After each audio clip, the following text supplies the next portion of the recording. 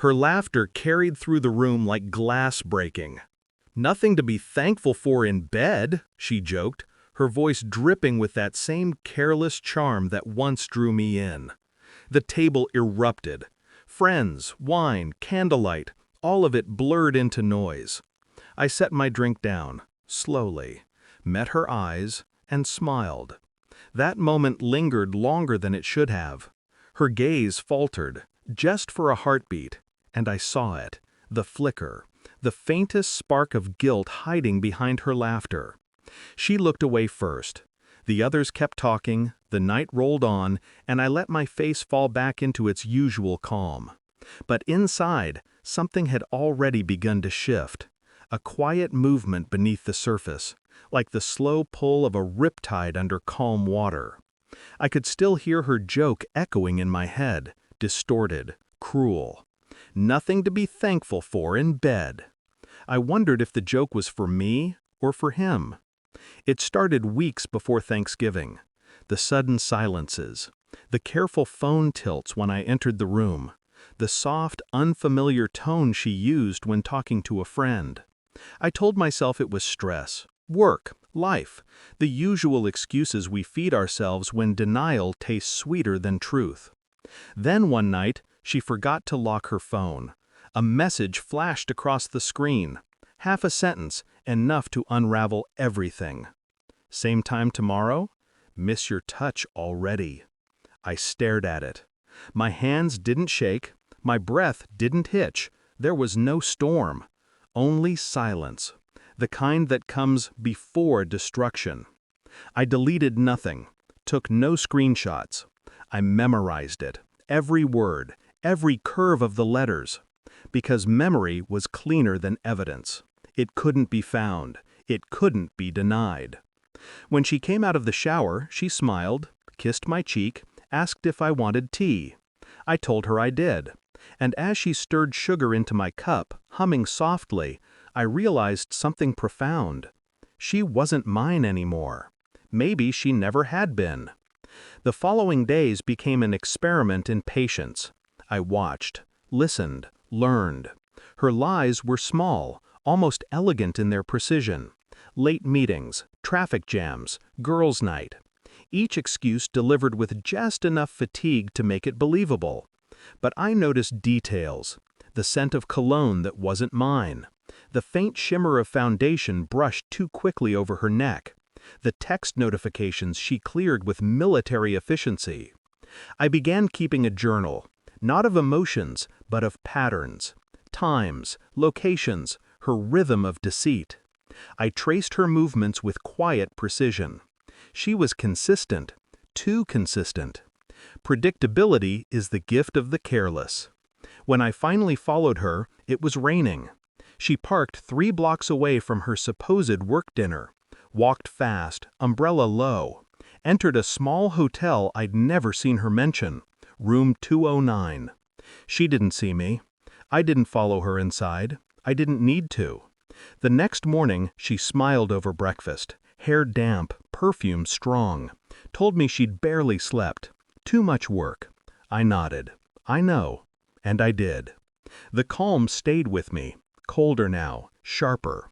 I wasn't angry. Anger is impulsive, messy. I wanted precision. By the time Thanksgiving came, I already had everything I needed.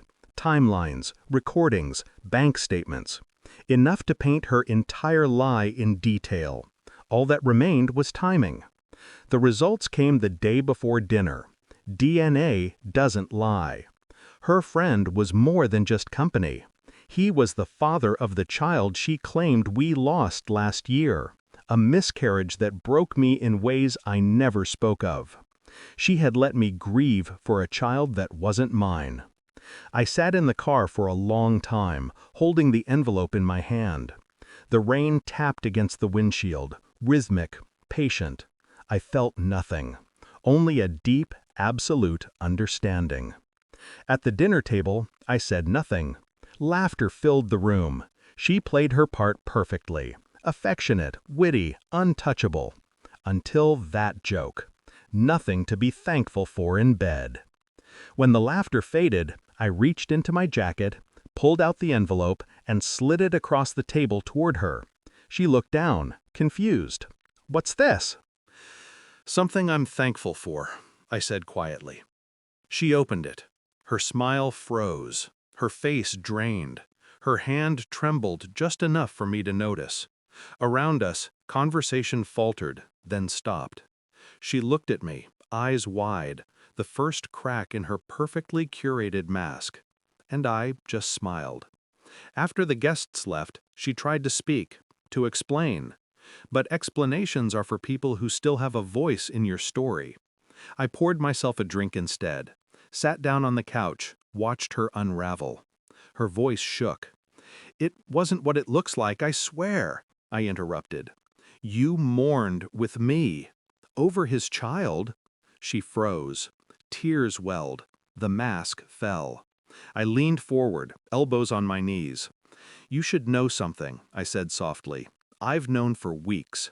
I wanted to see how far you'd take it." Her breathing hitched. "You... what?" I took a slow sip, eyes never leaving hers. Every lie, every excuse. I wrote it down.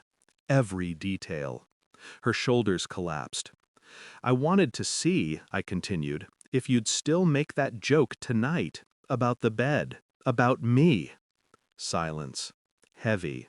Absolute. She whispered, "What now?" I set the glass down. "Now?" A faint smile touched my lips. "Now, you get to live with what you are.